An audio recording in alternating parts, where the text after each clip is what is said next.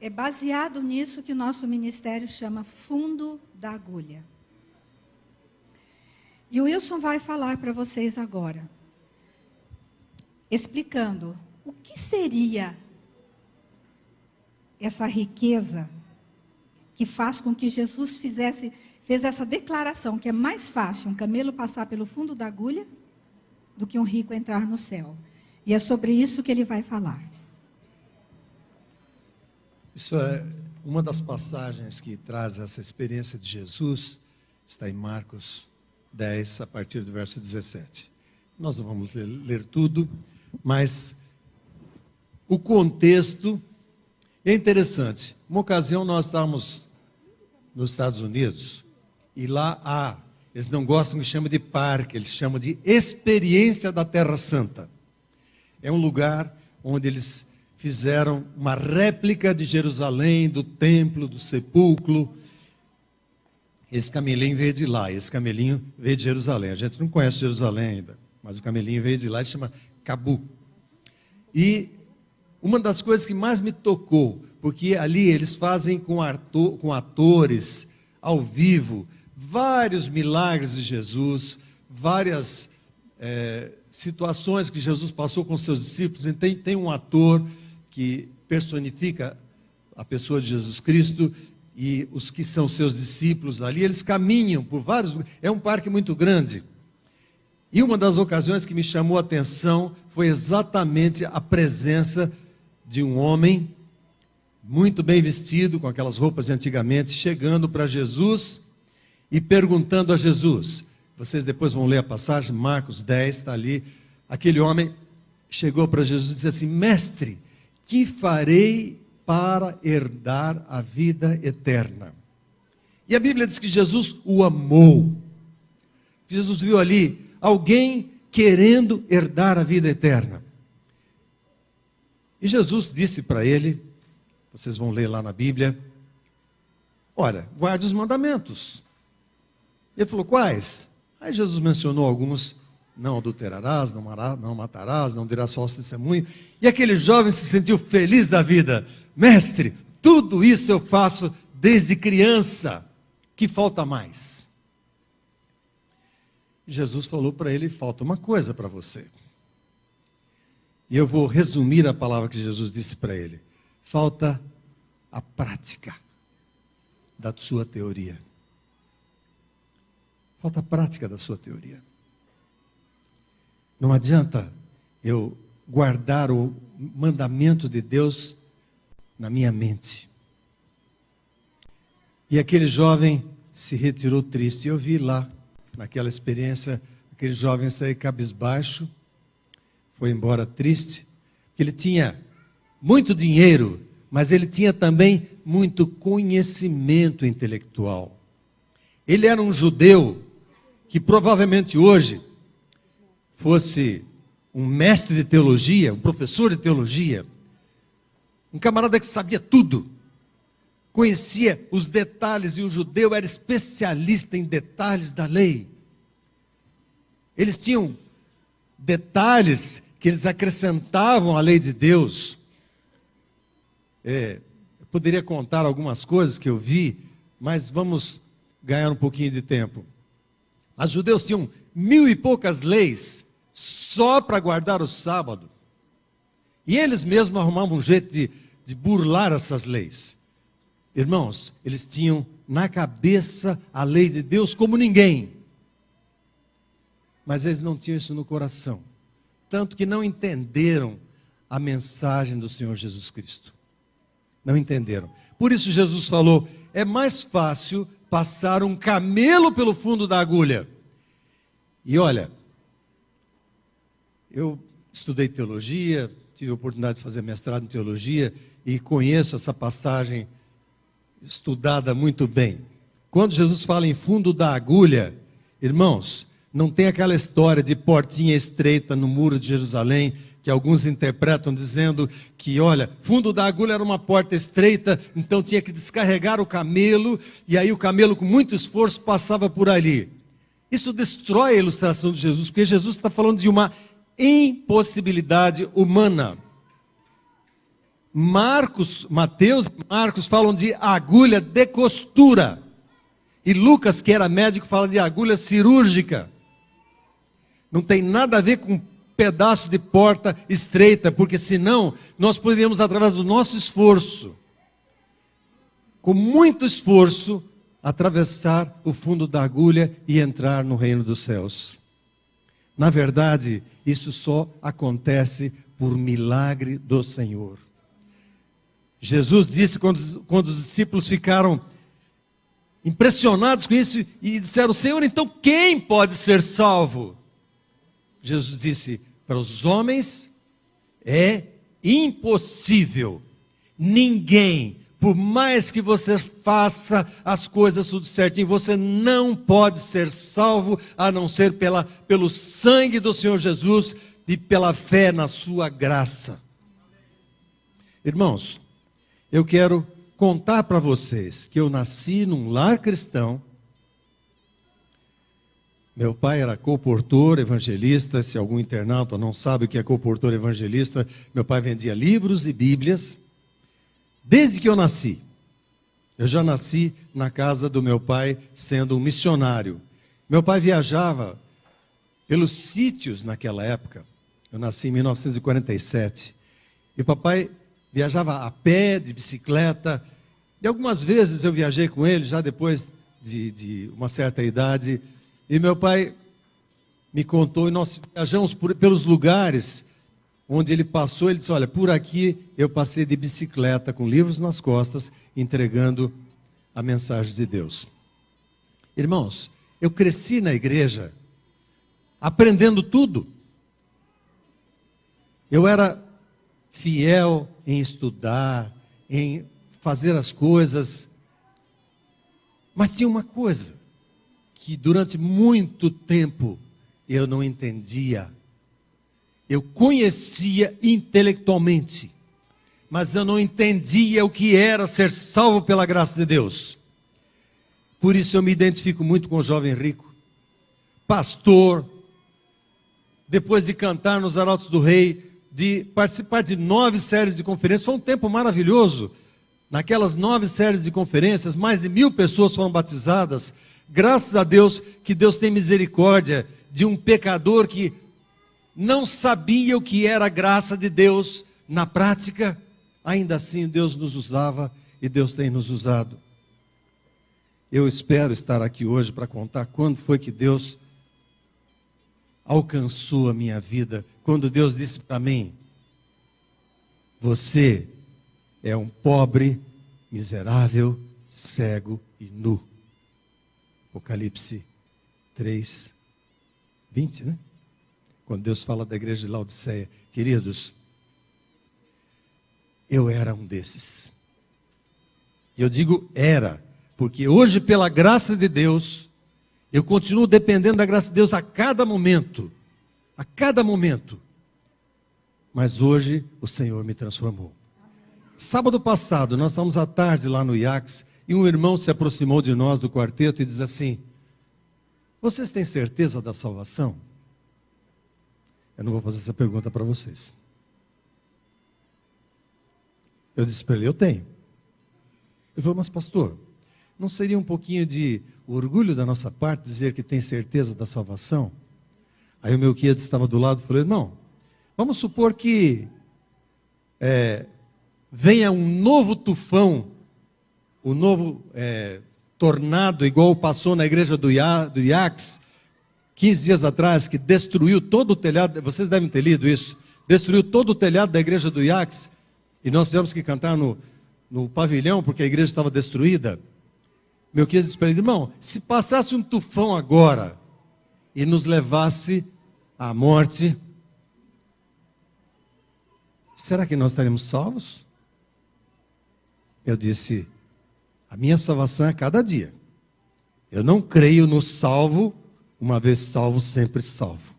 Mas eu creio, irmãos, que hoje, pela graça do Senhor Jesus, porque se eu disser que eu não tenho certeza da minha salvação, eu estou dizendo que o sacrifício de Jesus não foi suficiente para me salvar. Irmão, por favor, não diga isso nunca.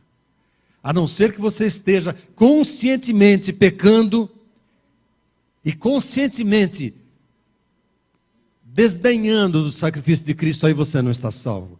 Mas se hoje você não é perfeito, como nenhum de nós é perfeito, mas se você hoje está em comunhão com o Senhor, está entregando a sua vida, e a cada momento você está pedindo que o sangue do Senhor Jesus lave a sua vida.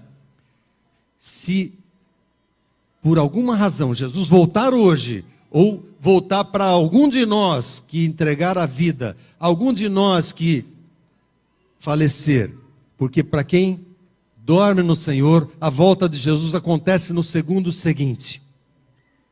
Se nós estivermos em Cristo, nós estaremos salvos. Sim, com toda certeza. O apóstolo diz assim: não alcancei ainda, mas uma coisa eu faço, esqueço das coisas para trás ficam e prossigo para o alvo, para a soberana vocação. Paulo tinha certeza, ele diz assim: a coroa da justiça me está guardada. Irmãos, não tenham dúvida disso. Tenho certeza da sua salvação.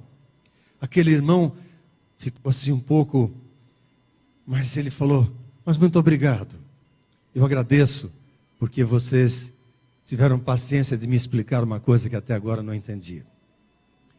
Irmãos, por causa desse não entendimento meu, da graça de Jesus, eu inverti algumas prioridades que Deus tem para as famílias.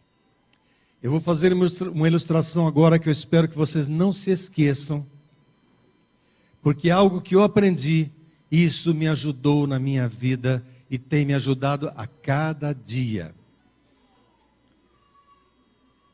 E eu vou dizer uma coisa: Deus tem princípios que, se você quebrá-los, você vai sofrer as consequências. Vocês conhecem a lei da gravidade? Já ouviram falar da lei da gravidade? A Terra atrai tudo para si. Então, se você pular da galeria ali, você vai dizer: não acredito na lei da gravidade. Mas não importa se você disser que não acredita. Se você pular da galeria, você se machuca. E se você pular de um prédio alto, você morre. Mas eu não acredito na lei da gravidade. Não importa, ela existe. Assim são os princípios de Deus, eles existem. E se você quebrar os princípios de Deus, você vai sofrer as consequências. Irmãos, durante 18 anos da nossa vida de casado, nós quebramos os princípios de Deus. E nós quase estragamos a nossa família. Deus foi muito misericordioso. Eu vou mencionar os princípios de Deus. Quero que você olhe para a sua mão espalmada. Já pensou que maravilha que é a nossa mão? Cada dedo tem a sua função. Guarde bem essa ilustração. Eu quero que você guarde, que você pratique isso. Porque os dedos da nossa mão e a nossa mão, elas ilustram perfeitamente 5 prioridades de Deus para a família. 5 prioridades. E isso tem fundamento bíblico. Quando Deus criou o homem, primeiro o homem, lá no Jardim do Éden, Ele criou o homem à sua semelhança e imagem. Deus queria algo diferente, Deus tinha um projeto ao criar o ser humano. Ele já tinha criado outros mundos, tinha criado os anjos, mas Deus queria algo diferente. E eu imagino com que carinho Deus preparou aquele boneco de barro. E eu vou dizer uma coisa para vocês: quando Deus preparou aquilo com todo carinho, e Ele soprou nas suas narinas, como é que você acha que Deus soprou nas narinas do homem? Vem cá, bem. Bem, olha, fica aqui. Ó, olha aqui para mim. Sentiu algum ventinho?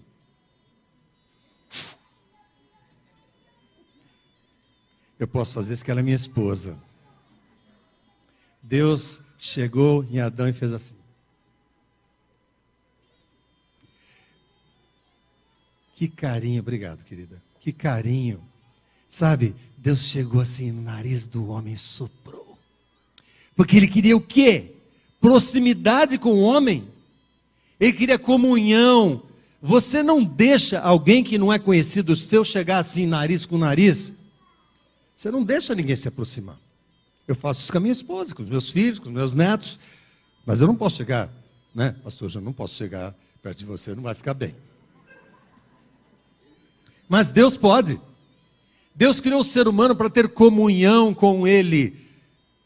É o primeiro e mais importante princípio que Deus criou para o ser humano. Comunhão, proximidade. Isso não quer dizer conhecer as coisas de Deus. Isso quer dizer viver as coisas de Deus. Eu e Deus, em primeiro lugar. Absolutamente. Primeiro mandamento: não terás outros deuses diante de mim.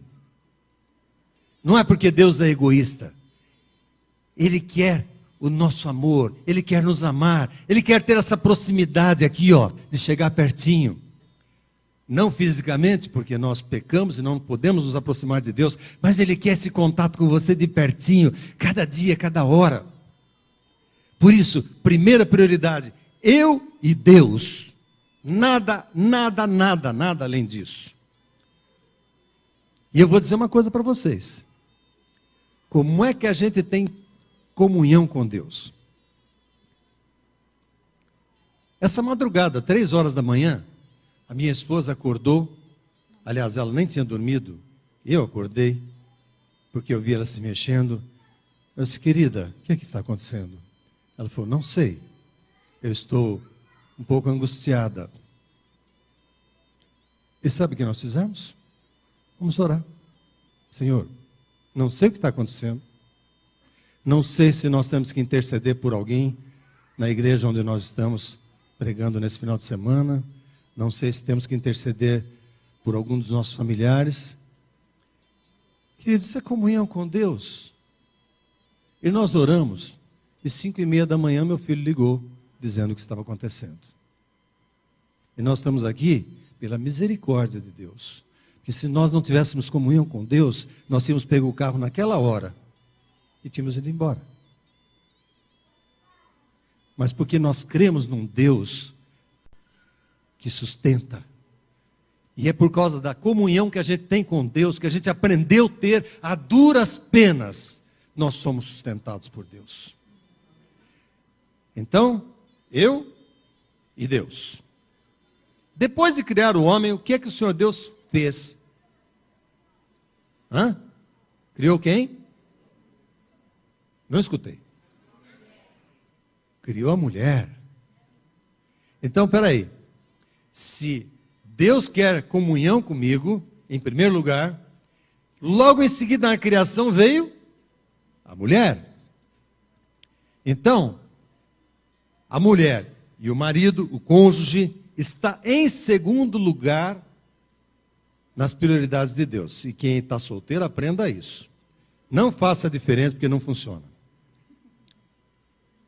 Não faça diferente. Ah, mas pastor, nós fomos ao programa da Darleide, e quem quiser assistir, está lá no nosso site, tem lá a gravação do programa. E depois alguns me escreveram, dizendo assim: pastor, aonde é que fica então aquele verso bíblico que diz assim: quem não deixar pai, mãe, filhos, mulher e tal, por amor de mim, não é digno de mim? Querido, você está fazendo uma interpretação errada da Bíblia, eu disse para ele. Escrevi no e-mail. Falei: isso não quer dizer que você tem que abandonar sua família para pregar o evangelho. Mentira do diabo. Esse verso quer dizer que você não pode amar mais a sua família do que a Deus. Não é para você deixar a sua família. Você não pode amar mais a sua família do que a Deus. Esse é o primeiro mandamento. Mas você, marido, você, mulher, tem o seu cônjuge como a sua segunda maior prioridade na sua vida. Nada é mais importante do que isso. Não era eu continuar dormindo quando a minha esposa precisava de mim hoje. Eu não sabia disso durante muito tempo. Eu fiz muitas outras coisas na frente dela.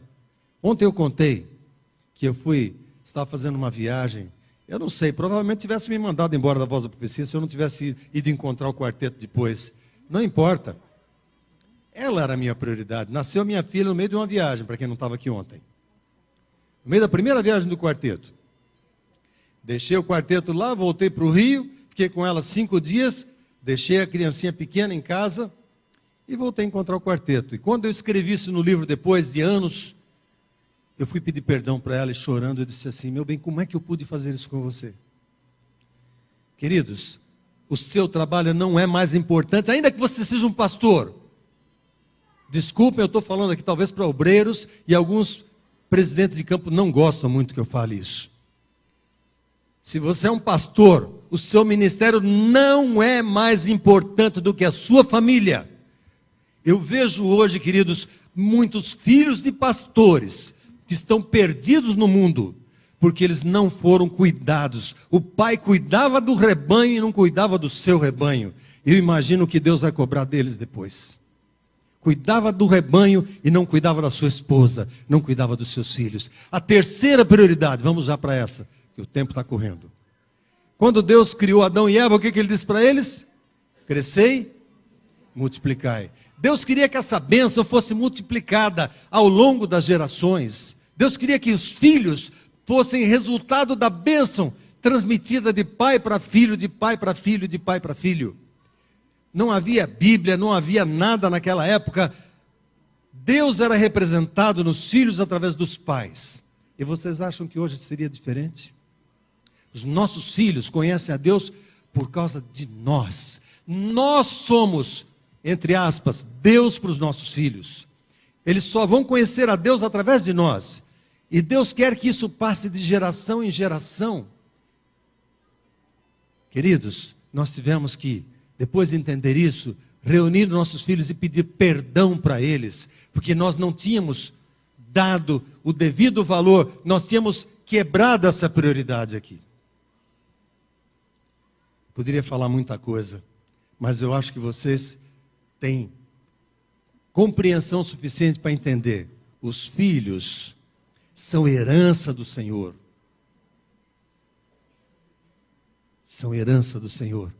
E aonde está a nossa herança? Como é que nós vamos nos apresentar perante Deus se a nossa herança não for bem cuidada? Eu não quero dizer que não existam pais que cuidem bem dos filhos e os filhos assim mesmo se extraviem. Pode existir, porque nós todos temos livre-arbítrio.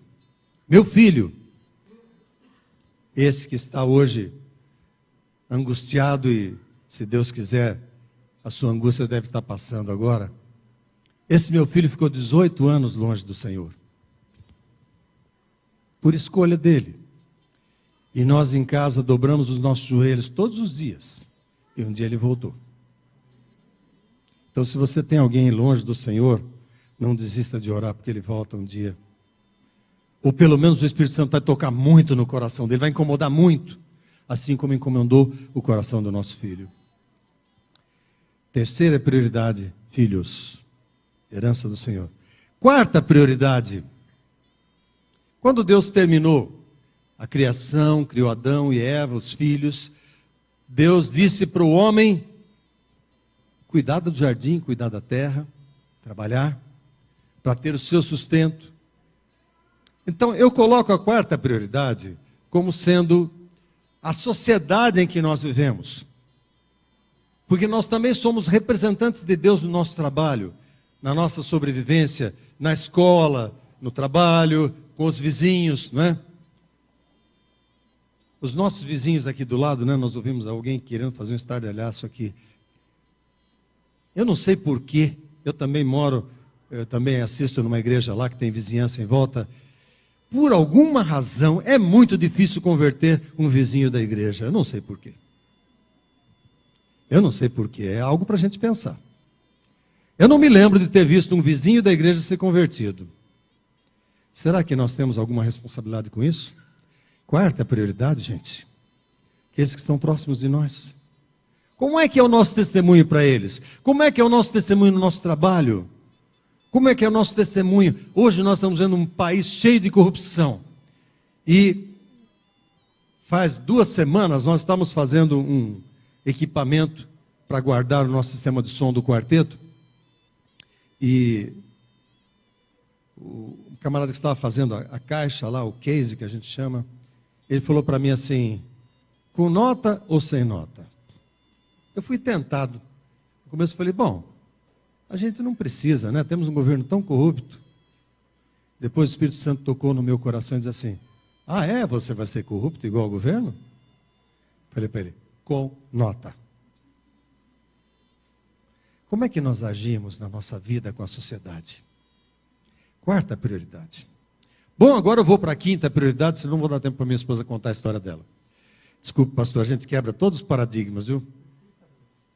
A gente é mestre em quebrar paradigmas na igreja. Desculpem. O pessoal da escola sabatina vai nos perdoar hoje. Quinta prioridade não aconteceu no Jardim do Éden. Será que vocês podem se lembrar quando nasceu a quinta prioridade, que a gente chama de ministério? Bom, o ministério está por aqui também. Mas o ministério aos outros, a pregação do evangelho aconteceu com quem? Quem pode me dizer? Quem pode me dizer? Vou dar uma dica. Alguém que foi evangelista durante 120 anos. Só com Noé começou o ministério, propriamente dito, ministério evangelístico.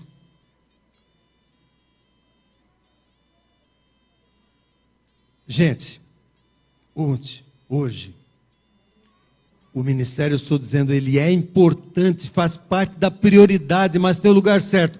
E agora eu vou fazer uma ilustração com vocês. Tentem inverter os dedos da mão. Tentem inverter os dedos da mão. Não dá certo. Tenta fazer isso. Queridos, durante muito tempo, eu fiz isso. Eu andava aqui, ó, ministério em primeiro lugar, comunidade, filhos, esposa e Deus. Mas peraí, ministério e Deus não é a mesma coisa? Não. Você pode estar engajado no ministério e não ter comunhão com Deus. Não faz muito tempo nós fizemos um seminário para pastores de um determinado campo, não vou dizer onde. E depois nós tivemos uma reunião com eles. E alguns nos disseram, nós quase, 2 pelo ministério assim, a gente já esteve para entregar a credencial, porque a gente não está vivendo assim, a gente está vivendo assim. Queridos, se tem algum obreiro aqui, por favor, me ouça. Você não vai deixar de ser obreiro. Você não vai deixar de fazer o trabalho de Deus. Não inverta as prioridades, porque o polegar é o único que se comunica com todos os dedos. Só o polegar.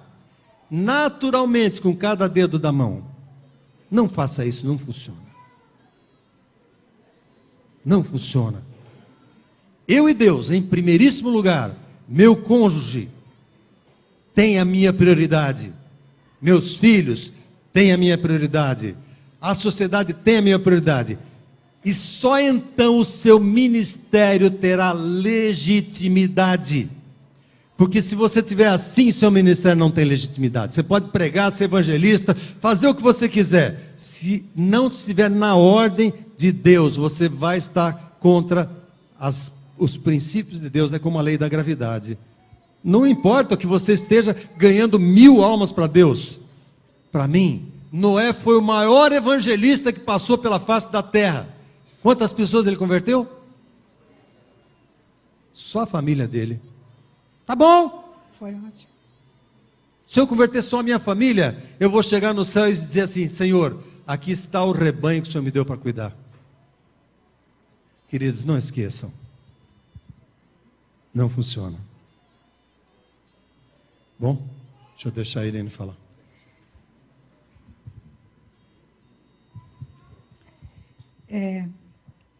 Sabe quem legitima o ministério de um pastor?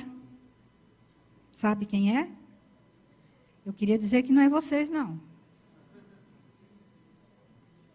É a esposa e os filhos. Viu? Não adianta nada. Já ouviu aquela história? Eu quero morar lá na igreja, porque lá na igreja meu pai é bonzinho. Ele é legal lá na igreja. Aqui em casa, só a gente sabe o que acontece. Não faça isso. Eu tenho uma coisa aqui. Esse é o livro da nossa história. Eu vou fazer uma pergunta simples e objetiva. Alguém quer? Quem quer? Quem quer? Vem cá, querido. Você é um homem de muita fé. Eu vou dizer para vocês, para você ter sucesso na vida, você tem que sair do lugar da acomodação. Levante-se e vá em busca daquilo que você precisa. Chega de viver uma vida, às vezes você está achando, não, tá bom, é assim mesmo. Não é assim. Deus tem muito para você, viu? Eu sei que muitos quiseram levantar. Eu gostaria de dar o livro para muitos de vocês. Mas já está aqui um presente para você, viu? Você será um vencedor com sua família, em nome de Jesus. Obrigada, viu? Deus abençoe. E é só uma pequena, né? A gente sabe, se você está passando problemas na sua vida, por favor, busque ajuda. Não fique parado. Sabe o que aconteceu comigo e com o Wilson? Quando um dia meu filho ligou, mãe, vem me ver, estava no colégio. Mãe, venha me ver cantar com o novo tom, né? Era o Novo Tom, Lineu. Sabe o que eu disse? Não, filho, eu não posso. Eu vou cantar com o novo canto, fazer outra apresentação. Gente, naquele momento, sabe o que aconteceu comigo? A ficha caiu. Meus filhos cresceram e eu não vi. Eu não vi. Eu tenho um alerta para fazer para vocês. Durante 10 anos, meu marido e eu cuidamos de um coral na igreja de Santo André. O coral cantava todos os sábados aqui. Cantava todos os sábados, fazia todo o ritual do culto. Todo. A doxologia. Sexta-noite era ensaio, sábado ensaio. Tudo ensaio. E meus filhos foram criados nos bancos da igreja pelos outros. E eu vou falar uma coisa que vai chocar você, mas eu vou falar. Meu filho foi estuprado dentro da igreja. Alerta. Alerta vermelho para pai e mãe. Cuidado com quem você menos imagina. Com quem você menos... Não largue. Os filhos são o quê? Herança do Senhor. Cuide deles. Meus filhos foram criados e eu vi, Senhor, meus filhos cresceram. Aquilo foi me dando uma angústia dentro do coração. Eu já trazia dentro de mim, como eu contei ontem, uma raiz de rejeição. Algo não ia bem dentro do meu coração. Eu falei, Senhor, eles cresceram e eu não sei, eu não vi passar o tempo. E eu tinha uma angústia dentro do meu coração, eu tinha uma depressão severa. Eu vivia em médico, eu fui 3 anos e meio para psicoterapia. Nada resolvia, nada. E eu queria dizendo para o meu marido, meu bem, vamos parar, nós precisamos dar um tempo. E ele não me ouvia. Mulheres, às vezes a gente fala para os maridos, eles não ouvem a gente, né? Ai, vocês estão concordando comigo, né? Às vezes a gente fica assim, né? Olha, por favor, para. E eles às vezes, não. Maridos, por favor, se ela estiver sinalizando alguma coisa, para e reflita. Deus deu algo muito especial para nós. Sabe o que é? Essa coisa de gerar filhos, é uma sensibilidade um pouco maior. Ouça seu marido, sua esposa, por favor, que às vezes ela está te falando alguma coisa. E eu tinha uma angústia, eu comecei a falar, meu bem, vamos parar. Sabe quanto tempo eu precisei falar, buzinar no ouvido dele? 1 ano. Até que chegou um momento, eu não aguentava mais. E eu dizia assim, meu bem, você fica, eu saio, me deixa eu sair, por favor. E aí ele tomou a decisão. Com disco, naquela época, né, hoje seria CD gravado, e a gente simplesmente chegou para a direção, nós éramos na casa publicadora, nós vamos parar. E paramos, foi um choque para todo mundo, foi um choque. Mas nós paramos. Agora eu quero contar o que foi o maior choque da minha vida e do meu marido. A primeira sexta-feira na minha casa. Sabe como foi? 2 estranhos dentro de casa. Fez o culto, acabou. eu não sabia se eu sentava, se eu levantava, olhava para a cara dele, não tinha o que falar, não tinha o que conversar. Sabe por quê? Passamos 18 anos ele se dedicando à obra do Senhor, me esqueceu, eu trabalhando que nem louco, vocês sabem muito bem, porque a gente precisa ganhar o pão, tínhamos coisas, eu tanto quanto ele, fomos realizados profissionalmente. Eu não tenho do que reclamar, Deus nos abençoou, mas nós invertemos, estávamos assim. E aquilo foi muito chocante, porque eu fiquei muda naquela primeira sexta-feira à noite. Eu não sabia. Eu andava, ia até o quarto, eu voltava, eu não sabia se eu lia, se eu conversava com meus filhos, se eu sentava com ele. Não sabia o que fazer dentro de casa, na primeira sexta-feira à noite em casa. E aí Deus disse assim, eu vou mostrar como é que vocês estão. Como vocês estão perdidos dentro de casa. E sabe o que as pessoas diziam? Eles são casal 20, olha que casal maravilhoso. Mas quando eu fechava a porta da minha casa, eu sabia o que eu sentia. Ele sabia o que eu sentia. Quer dizer, ele não sabia, ele sabia o que ele sentia.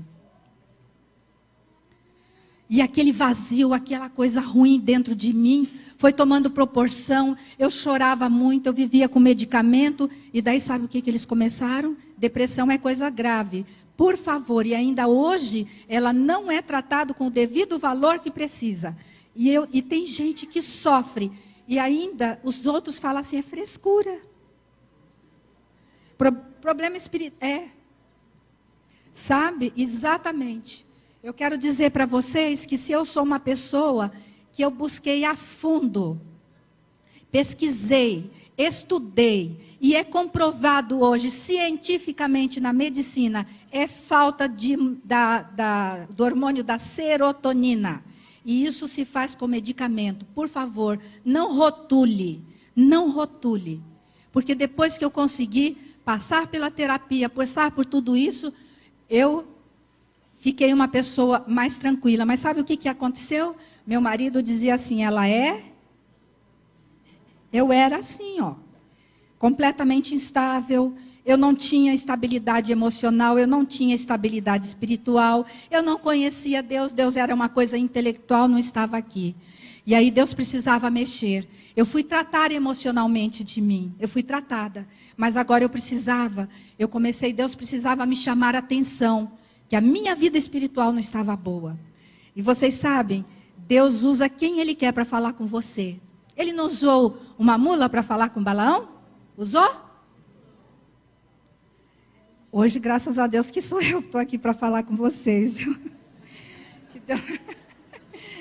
Mas Deus usou, e eu vou contar para vocês. Eu ia para o conservatório, minha vida já estava sendo assim, olha, casamento não tem jeito.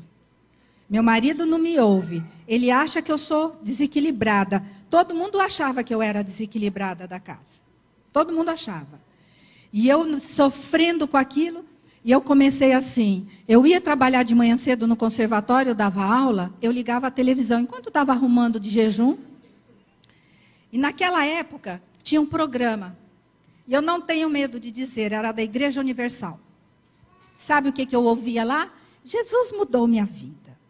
Jesus me transformou. Jesus me curou. Eu era drogado e Jesus me curou.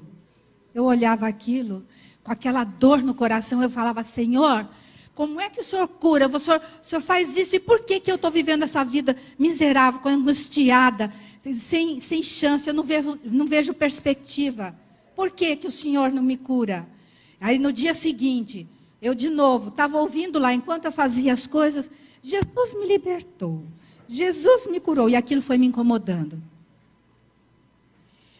Eu conheço Deus, eu conheço o Pai, o Filho e o Espírito Santo. Eu conheço, porque eu nasci, eu me criei dentro da igreja, eu sei. Por que o Senhor curou e Ele não me cura? Só que Deus estava mexendo comigo. Com a minha estrutura. Deus estava mexendo com o meu orgulho espiritual, achando que eu conhecia muita coisa. E eu não sabia de nada. Sabe de nada, inocente. Sabe de nada. Sabe quem mais Deus usou? Eu fui para o conservatório um dia, e um professor chegou lá. Eu tinha um professor na frente da minha sala, dizia assim, Irene, antes de começar a dar aula, Irene, vem aqui. Vem cá. Irene, olha aqui o que está escrito aqui na Bíblia. Irene, olha esse verso. Eu olhava o verso, olhava o Luiz Carlos, olhava o... Irene, olha que coisa linda como isso falou no meu coração. Eu olhava para o verso. Gente, o que é isso que ele tem que eu não tenho? No dia seguinte, voltava de novo lá. Ele sabia, né? Ele sabia que eu era adventista e ele era presbiteriano. E aí ele dizia antes de começar, Irene, vem aqui, olha o que Deus falou hoje comigo, Irene. Leia, olha que maravilha. Eu olhava para o verso, olhava para ele, eu fazia cara de... tá, entendi. Mas lá no fundo eu não entendia. Eu não entendia como é que a palavra de Deus saltava para os olhos dele, para o coração dele, e não acontecia isso comigo. Eu falava, chegava dentro da sala, Senhor, o que está acontecendo? O que está acontecendo que ele tem e eu não tenho isso? Na próxima vez. Aí já não foi a Bíblia que ele fez. Irene, eu tenho uma fita de uma pregação de um pastor muito abençoado da Igreja Batista. Você quer ouvir?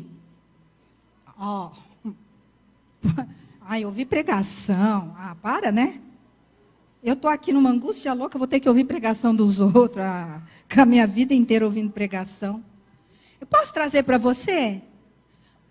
Aí, né, você faz cara, pode. Eu ouvi. Nunca ouvi nada igual. Aquilo criou um impacto no meu coração. Pastor Glênio Paranaguá, da Primeira Igreja Batista de Londrina. E eu ouvi aquilo, ouvi uma vez, ouvi duas, e aquilo criou um impacto. Ele pregava sobre novo nascimento. Quem não nascer da água e do Espírito não vai. E o Senhor, que coisa. Aí chegou na próxima semana, eu falei, eu assim, já fui assim meio, Deus, eu gostei. Eu estou gostando disso. Aí, Senhor, ele falou assim, Irene, você gostou? Fiz assim já uma carinha mais, né? Gostei. Eu vou trazer mais uma. E eu ouvi, resultado disso. Ele me trouxe 15 fitas. E depois eu entrei em contato com esse ministério. E sabe quantas fitas eu tinha? 120. E sabe o que aconteceu? Eu comecei com uma busca, Senhor, se o Senhor cura, como o Senhor está dizendo lá que curou a vida de outro, eu quero. Se o Senhor diz que tem novo nascimento, eu quero. Se o Senhor diz que tem vida em abundância, eu quero, Senhor. E comecei com uma busca de Deus, que aí eu percebi. Por isso que eu digo que você tem que sair do lugar da acomodação.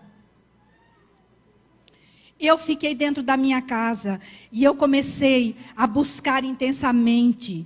Teve um ano que eu simplesmente pedi, falei para Deus assim, fiz um propósito com Deus. Tinha 40 horas de trabalho semanais. Senhor, eu vou tirar 5 horas do meu trabalho e vou dedicar ao Senhor. Porque eu queria ficar sozinha na minha casa. O Wilson trabalhava na casa publicadora. Da 1 às 5 de terça-feira, eu fiz um propósito durante um ano, trancar-me dentro do quarto com a Bíblia, louvor e oração. E eu comecei a buscar. Se existe, Senhor, eu quero. E eu comecei a pedir. E eu comecei a pedir. A pedir, Senhor, eu quero. Eu já tinha feito terapia. Eu tomava remédio. Eu estava melhorzinha, mas estava faltando algo na minha vida. Estava faltando algo. E um dia, sabe o que aconteceu? Eu estava na minha casa e eu ouvindo uma ministração e fazendo, sabe o quê? Esteira. Andando na esteira. E de repente, gente, como uma ação divina, eu ouvindo aquela ministração, que você tem que ir aos pés de Jesus, que quando você realmente se encontra com Ele na morte de Jesus, eu morro para o meu velho homem, e eu vou nascer uma nova criatura. Naquele momento algo entrou dentro do meu coração, sabe o que foi? O Espírito Santo falou assim, eu preciso pegar a Irene agora, não dá mais. Agora eu venho sobre ela. E naquele momento eu parei tudo, me ajoelhei no chão e comecei a chorar. E eu sabia que algo estava acontecendo comigo. Algo o Senhor estava fazendo na minha vida que não tinha explicação. Chorei, chorei, chorei. Não sei quanto tempo, suada. Daqui a pouco eu me levantei. Gente, quando eu me levantei, sabe o que aconteceu? Deus havia tirado 500 toneladas dos meus ombros. Aquela coisa que tinha dentro de mim, a calosidade espiritual, porque quando a gente nasce dentro da igreja, a gente se acostuma a ouvir a mesma coisa e não cria mais efeito. Deus precisava quebrar isso dentro de mim. E quando eu me levantei, sabe como que eu me levantei? Completamente apaixonada por Jesus. Eu ouvia pastor Bulhão, conhecer Jesus é tudo, e eu ficava, tudo que era apelo do pastor Bulhão eu ia. Apelo, estou lá. Eu vou, Jesus, conhecer Jesus. Sonete cantava. Jesus, tu és a minha vida. Jesus. Mas sabe o que eu fazia? Eu não conseguia ouvir uma vez. Eu gravava isso 500 vezes. E eu ouvia, Jesus, tu és o meu... E Jesus, eu preciso. Eu levantei dali. Eu já não era mais a mesma pessoa. Faltava um pouquinho de tempo, o Wilson ia chegar, como é que ele ia me ver? Eu tinha vontade de sair dentro da minha casa gritando, Jesus, eu te amo. Jesus, eu te encontrei. Jesus, você me achou. Jesus, eu te amo. Mas o meu marido ia chegar, e se ele me visse naquela situação, sabe o que ele ia fazer?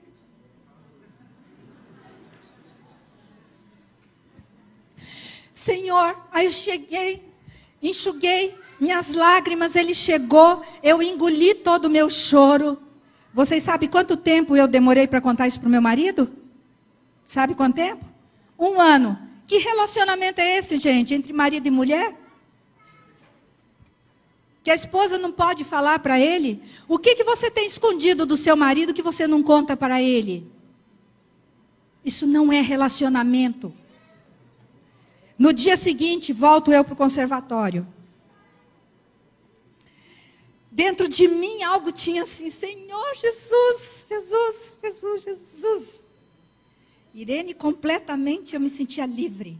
Cheguei no conservatório, entrei para dar aula normal, uma pessoa olhou para mim. Nossa, Irene, o que foi que aconteceu? Eu, nada.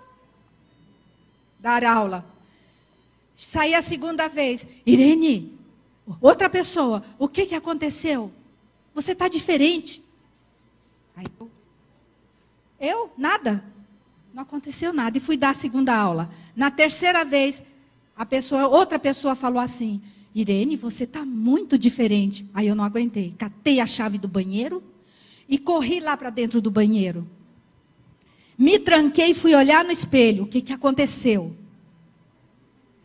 Quando eu cheguei na frente do espelho, o Espírito Santo falou para mim, filha, o que eu fiz na sua vida, todos vão ver. A transformação que eu fiz em você, as pessoas vão perceber no seu rosto. Queridos, nunca mais. Jesus quer fazer isso por você hoje. E eu quero orar por você. Você precisa ter esse encontro com Jesus. Porque ele precisava, além do resgate emocional, ele precisava resgatar. Olha aqui a prioridade. Olha aqui. Precisa haver um resgate para poder consertar. Para consertar primeiro, depois o relacionamento. 1 ano depois eu contei para o meu marido. E daí ele ficou muito curioso, porque depois disso eu comecei a mudar como ser humano, como mulher, como esposa, como mãe. Foi tudo mudando. E Deus quer fazer isso. Ele me trouxe aqui para falar isso para você. Deus quer fazer isso na sua vida. E eu quero orar. E sabe, tenha coragem. Tenha coragem. Se você deseja isso para você, eu queria que você viesse aqui para orar com você. Amém?